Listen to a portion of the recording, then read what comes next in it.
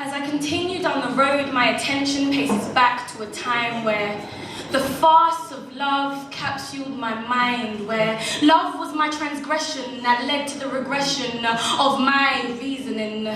Breathe, my mind convoluted with thoughts of him, my intellect losing face to the closing walls of my heart. Is this love?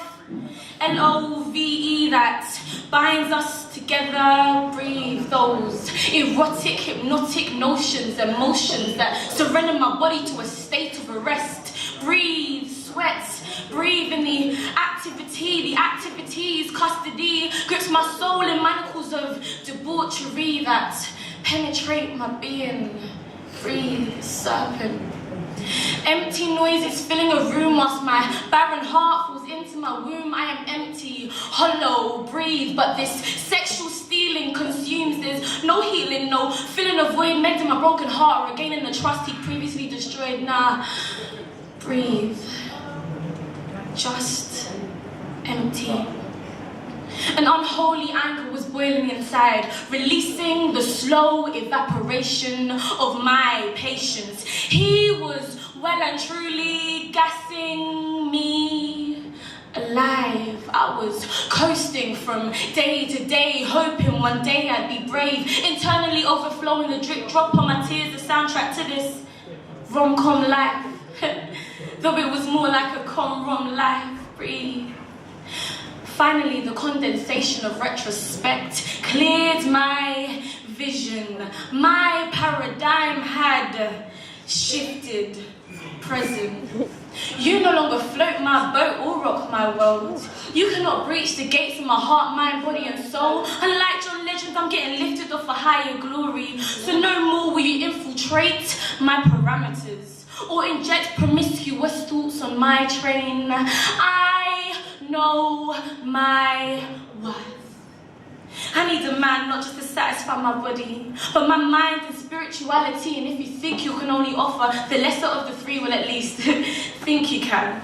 Boy, you must be out your mind to think that I can't find a dude who loves and satisfies me and helps me to abound in the Almighty's glory. As I make my way home, another intercepts my path. Hey babes, you cool? I fear. Though my demeanor, composure, and all-round silence is different, it is simply a facade I cling to.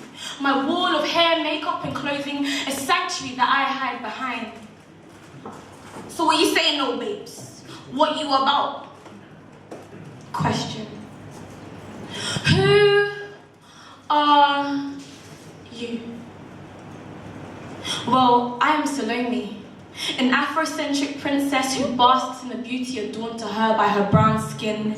Skin not being a limitation, but rather a means of liberation. I am set free from the fetters of ancestry, but rather I live as a testimony of God's works and glory within my own ethnic community. Changing stereotypes, notions, misrepresentations, and misconceptions that previously held me captive, held you captive.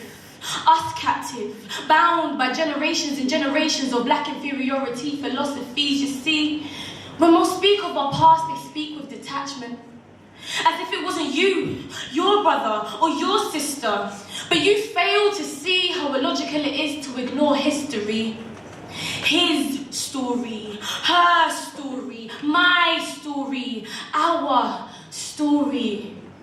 The state of society today is residual of historical events. 1948, the Empire Windrush wasn't just your Father's Day or your grandfather's day, but our day. A day that legally reinforced our superiority, striked out our equality. The colonialist ghosts haunted our mentalities. I digress.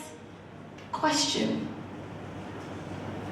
Who am I? I am a woman. I am a bra-wearing, armpit-shaving feminist. That's right. I am a symbol of the unlimited. In literary terms, I'm no angel in the house, fallen woman, nor a mad woman in the attic. I'm a new strain of woman, a woman set apart.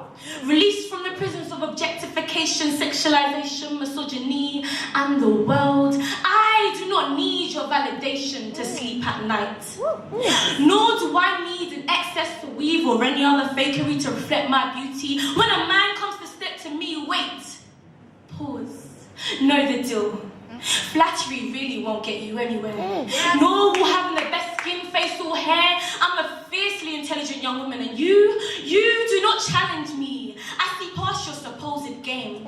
Your elaborately decorated one-liners and your false interest. If that intimidates or emasculates you in any way, please check yourself, don't blame me. It's probably because compared to me you are inferiority. See, my value is rooted in a covenant that cannot be broken. The good book, some call it, but Christian or unbeliever, it speaks truth. Corinthians 13 explicitly shows what love is. Love is patient, love is kind. It does not envy, it does not boast, it is not proud. It does not dishonor others, it is not self-seeking. It's not easily angered, and it keeps no record of wrongs. Love does not delight in evil, but rejoices in truth. It always protects, always trusts, always hopes, always preserves, and most of all, love never fails. Your fleet and phallic affection cannot compare. So tell me, why should I offer a listening ear? You're not for me, my spirit can discern. So who am I, you ask? Well, I remain none of your concern.